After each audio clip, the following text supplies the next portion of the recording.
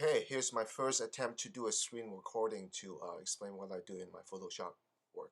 So here's the original photo, uh, and then this layer here is with all the basic retouching, everything that is done. Want to get all that done before you move on to the next step.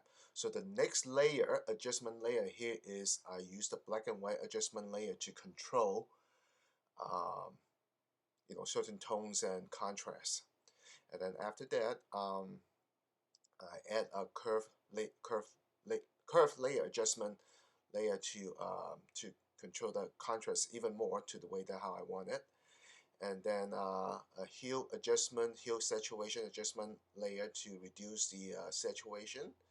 So basically this is done. The first step is done. So I merge all the pictures, all the layers, and then with a new image right here that you're looking at, and then I create a layer mask to mask out the things that I don't want to keep. So as you can see, the layer mask in here, and then the next step is the gradient.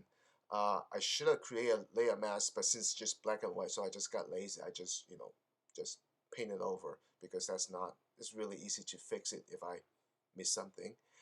And then after that, this is the standard, the dodge and burn layer.